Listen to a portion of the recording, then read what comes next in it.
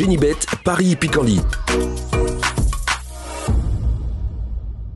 En ce moment, profitez de 250 € de bonus de bienvenue. Bonjour à tous, on se retrouve sur canalturf.com pour parler du programme et des réunions de ce mercredi 26 octobre. Le quintet top 5 Génibet se déroulera sur l'hippodrome d'Anguin et il s'adresse aux trotteurs. J'aurai ensuite plusieurs informations à vous transmettre pour cette même réunion sur l'hippodrome du Plateau-Toisy à Anguin, mais également concernant la réunion 3 au Croisé-la-Roche et la réunion 4 à Lyon-la-Soie où j'ai dégagé un coup de cœur. J'en profite également pour vous inviter à liker et à partager ce programme via nos différents supports sociaux. Ne vous en privez surtout pas. Donc pour ce Quintet Plus Top 5 Génibet de ce mercredi 26 octobre à Anguin, le prix de Brancion, j'aime beaucoup le numéro 5 Ulysse Dijon, un cheval qui a toujours été estimé par la famille Allais. Le cheval vient de s'imposer à Vincennes dans le prix Elsa. Ce jour-là, il dominait 7 de ses rivaux du jour. Un cheval dur à l'effort, qui a de la qualité. Il a déjà fait l'arrivée sur cette piste d'Anguin au cours de l'été. Je le pense capable donc de confirmer son dernier succès, numéro 5, Ulysse Dijon. Son numéro derrière la voiture est favorable. On peut lui opposer le numéro 1, c'est Hubel du Vivier. Le cheval vient de terminer deuxième derrière lui. Auparavant, il avait remporté un Quintet Plus à Vincennes.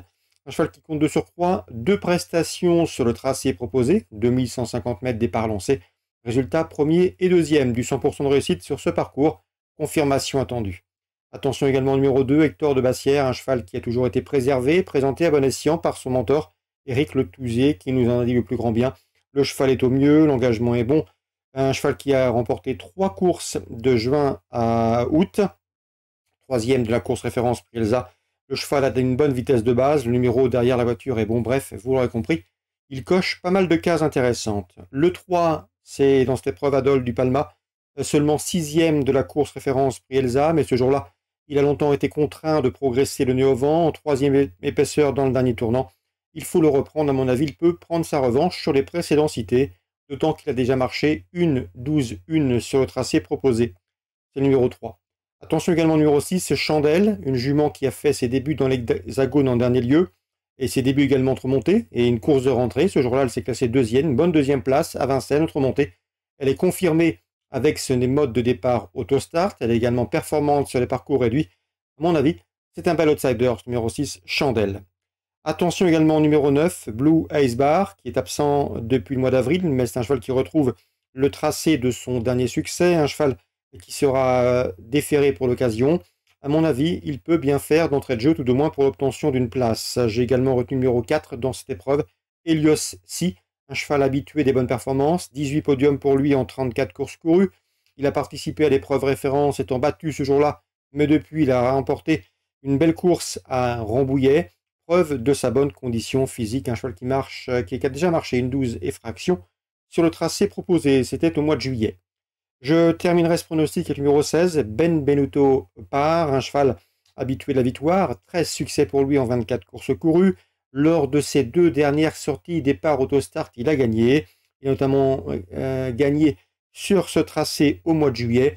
Le seul bémol le concernant, vous l'aurez compris, c'est son numéro 16, en deuxième ligne et en dehors, derrière l'autostart. Mais s'il négocie bien le parcours et la faveur d'un bon déroulement, il a parfaitement les moyens d'intégrer le quintet gagnant. On résume tout ça en chiffres pour ce Quintet Plus Top 5 Génibet du mercredi 26 octobre.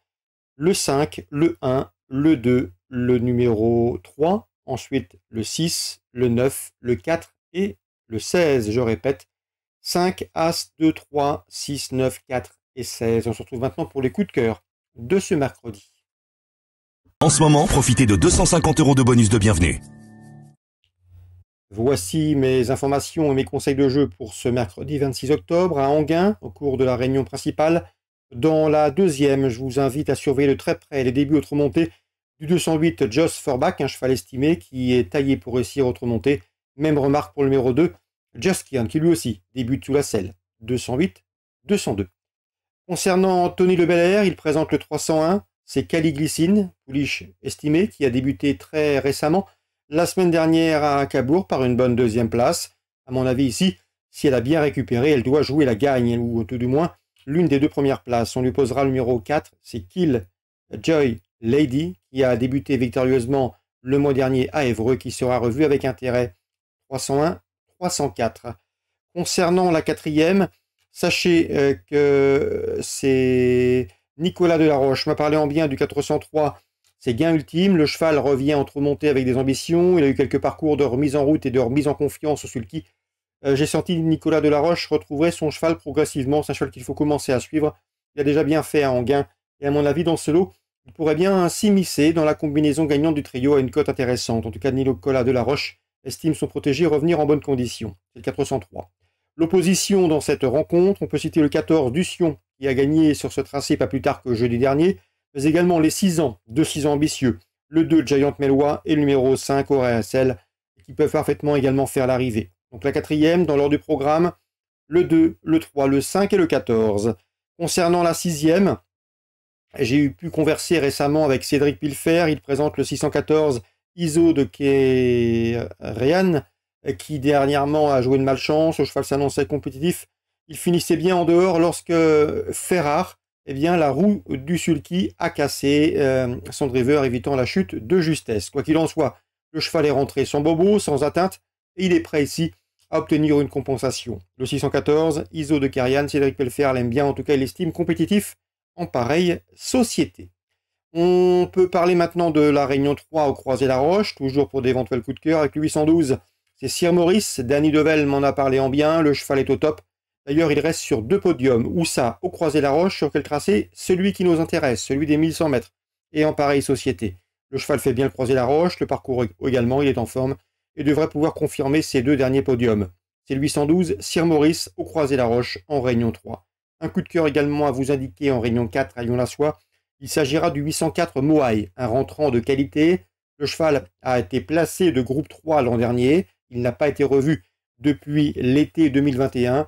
Mais l'opposition est dans ses cordes, et si Pascal Barry le déplace jusqu'à Lyon-la-Soie pour cette course de rentrée, c'est avec de légitimes ambitions, d'autant que le cheval a déjà fait l'arrivée sur le sable.